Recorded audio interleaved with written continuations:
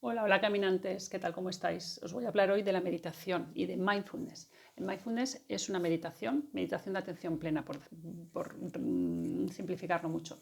Y os voy a contar un poquito cómo empecé yo con la meditación y cómo me ayuda en mi vida cotidiana y cómo me sigue ayudando a día de hoy la atención plena.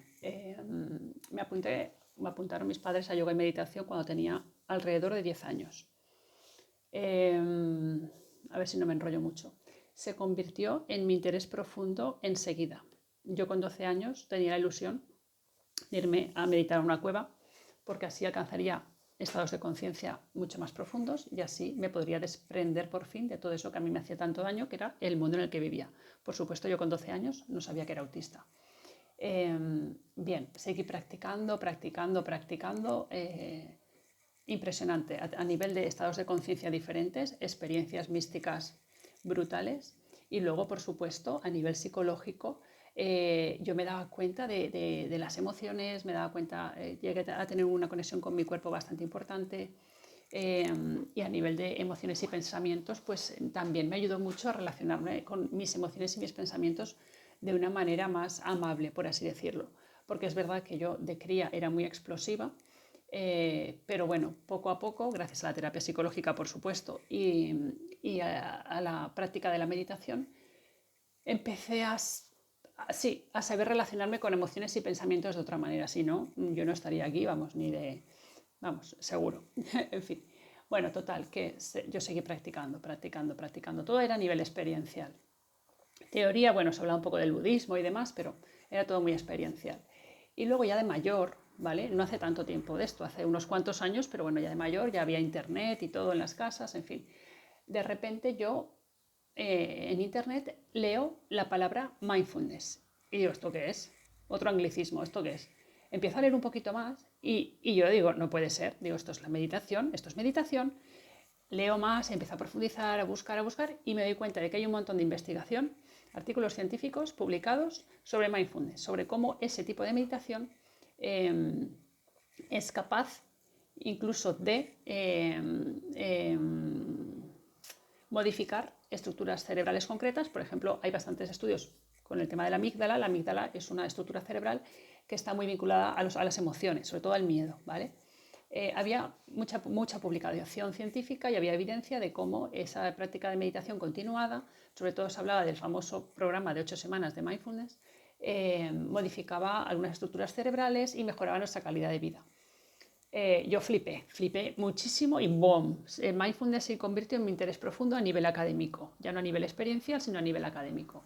Bien, me saqué mi certificación de instructora de mindfulness en la universidad, bueno, un montón de cosas.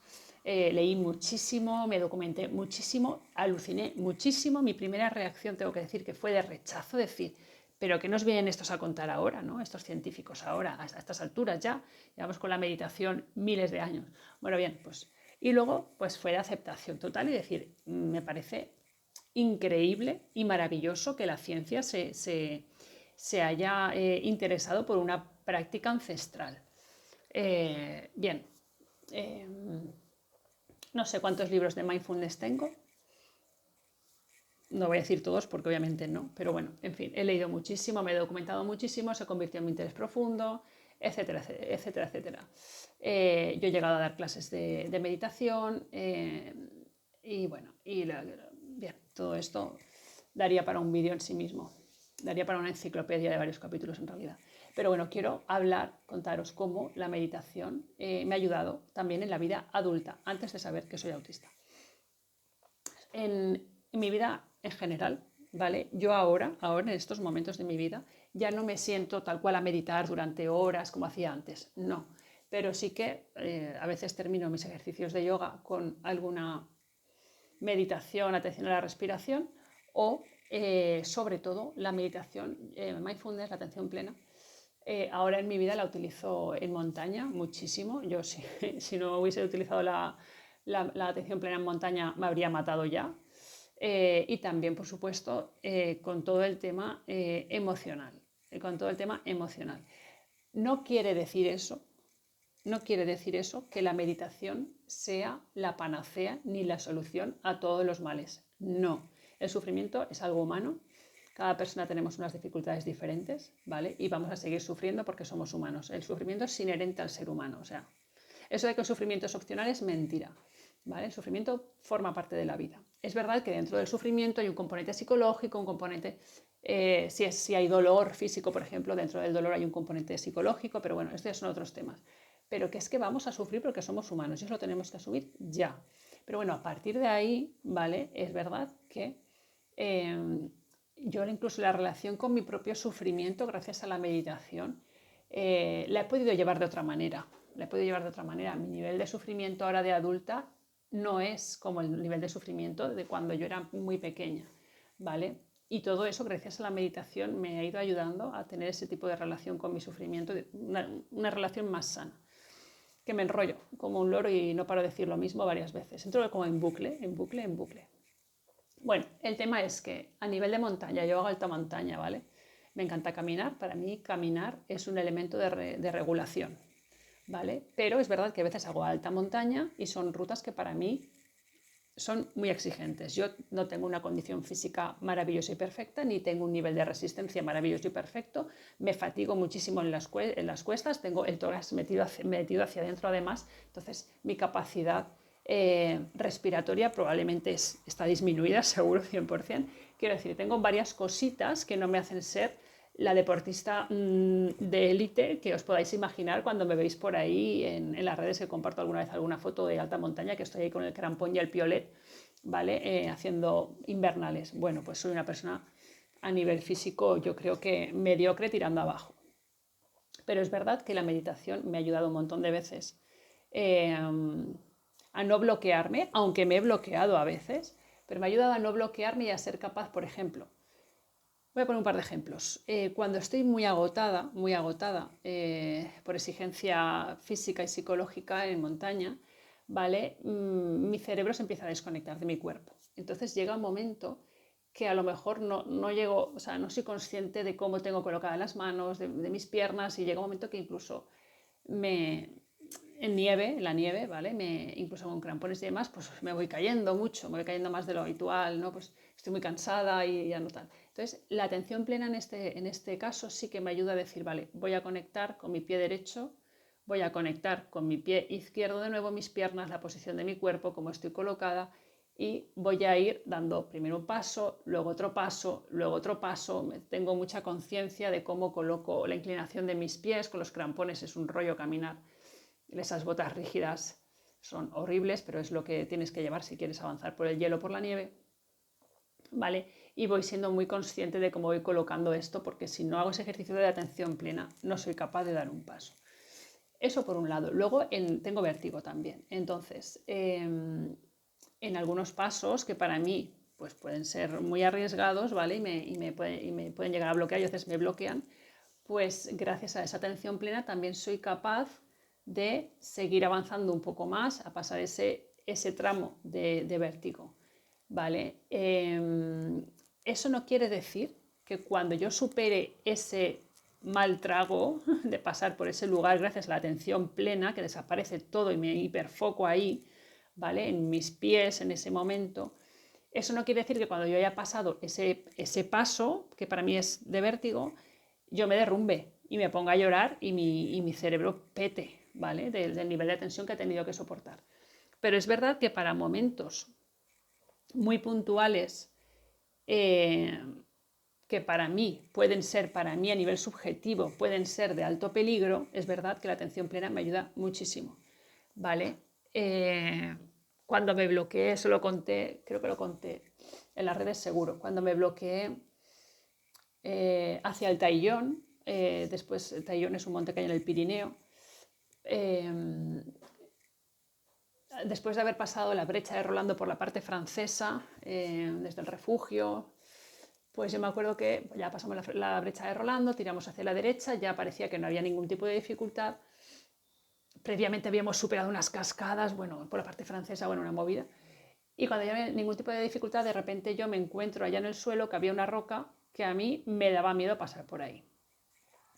A la izquierda había un precipicio, ya estábamos, izquierda de brecha Rolando había un precipicio, a la derecha estaba la pared. Bueno, algo hizo clic en mi cerebro y dijo que por ahí yo no pasaba.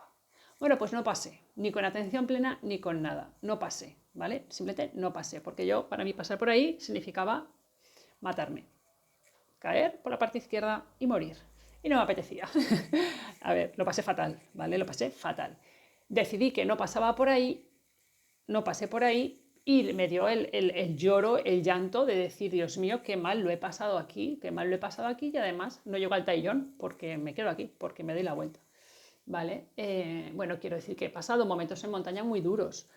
Cuando fui a subí el castillo de Acher en invierno, con crampones, piolet, yo digo que yo no llegué físicamente a la cima del castillo de Acher en invierno con nieve, pero no, llegó mi cuerpo, pero no llegué yo, ¿vale?